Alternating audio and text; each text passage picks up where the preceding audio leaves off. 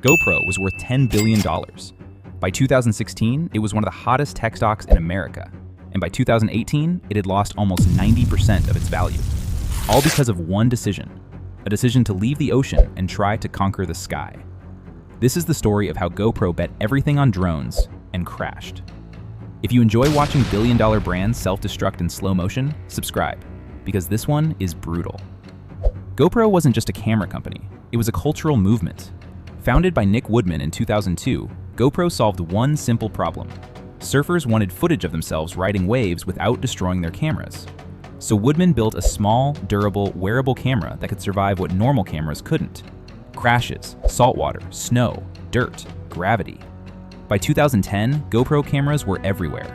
Helmets, chest mounts, skateboards, dirt bikes. YouTube exploded with GoPro footage.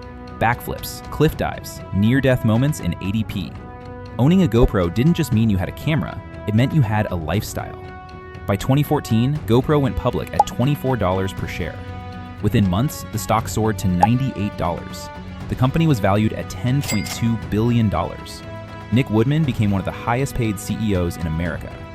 But inside the boardroom, there was a growing fear. What happens when everyone already owns a GoPro?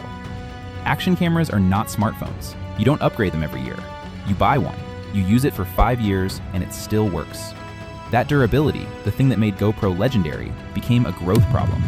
Sales started slowing in 2015.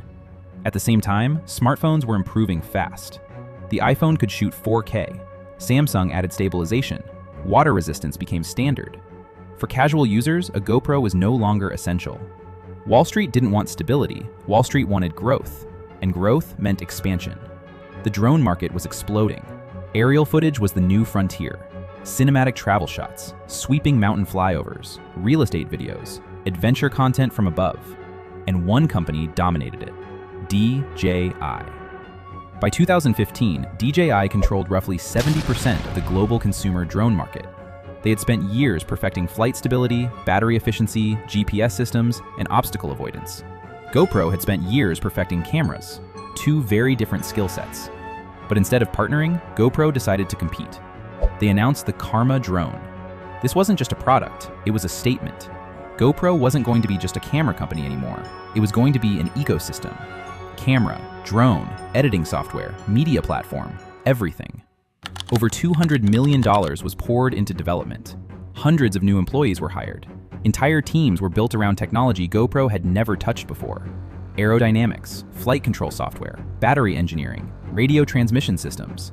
They were learning on the fly, literally. September 2016, Lake Tahoe.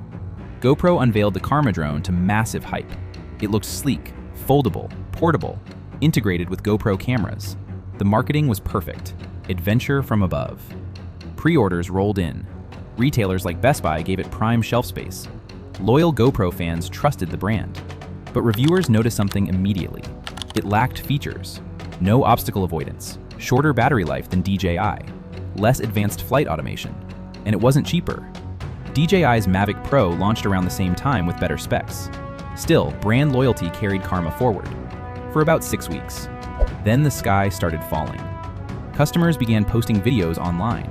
Karma drones flying normally, then suddenly losing power and dropping. No warning, no emergency landing, no system alert, just instant shutdown.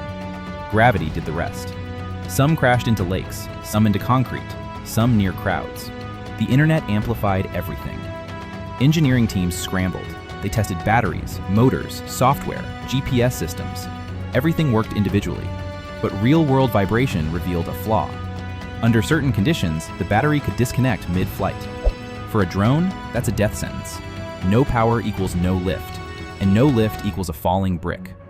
November 8th, 2016, just weeks after launch. GoPro recalled every single Karma drone sold. All of them. About 2,500 units. It cost millions in refunds and logistics. But the financial damage wasn't the worst part. The reputation damage was catastrophic.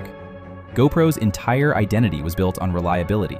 Indestructible, adventure-proof, battle-tested. And now they were selling flying devices that couldn't stay in the air. Trust shattered overnight. When revenue drops fast, companies cut faster. January 2017, GoPro laid off 270 employees. March 2017, Another 254. More cuts followed. By the end, nearly 1,000 people had lost their jobs. The workforce shrank from around 1,650 to under 800. Entire drone teams were dismantled. Offices emptied. Morale collapsed. Innovation froze.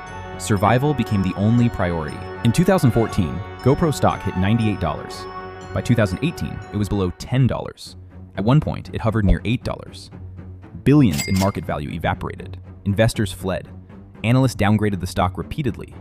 The narrative changed. GoPro wasn't innovative, it was reckless. The drone wasn't just a failed product, it exposed something deeper. GoPro had overestimated itself. While GoPro was handling recalls and layoffs, DJI launched the Mavic Pro. Compact, reliable, feature-rich, slightly more expensive, but worth it. Consumers chose stability.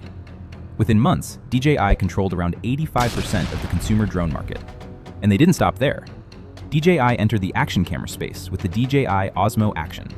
Better stabilization, competitive pricing, directly targeting GoPro's core business. The hunter became the hunted.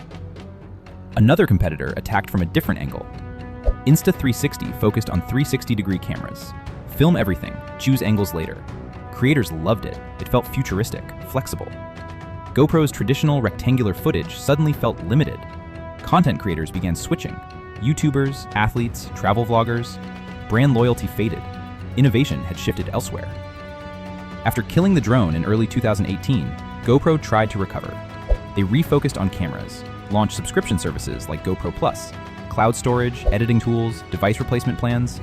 But subscriptions couldn't replace hardware growth. They tried software, editing apps, but competitors like CapCut and DaVinci Resolve dominated. GoPro was no longer leading, it was reacting. And reacting companies rarely win. The drone didn't kill GoPro, arrogance did. GoPro believed brand strength could compensate for technical inexperience. They underestimated DJI, they underestimated hardware complexity, and most importantly, they abandoned focus. The company that built a $10 billion empire by solving one problem tried to solve everything. Camera company, drone company, media company, software company. When you try to be everything, you dilute what made you special. GoPro still exists, but it's a shadow of its peak. The market cap sits a fraction of what it once was. Revenue is inconsistent.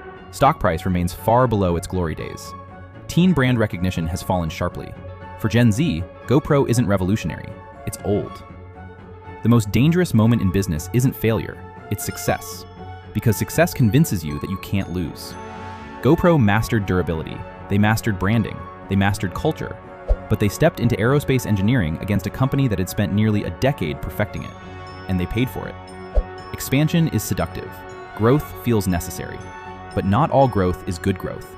Some markets require entirely different DNA, different engineers, different timelines, different expertise.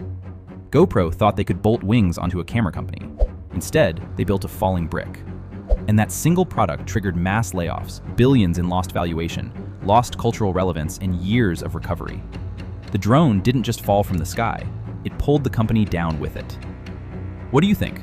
Was GoPro doomed the moment smartphones improved? Or was the Karma drone the point of no return? Let me know in the comments. And if you enjoy watching billion-dollar empires make catastrophic decisions, subscribe, because the next collapse is already taking off.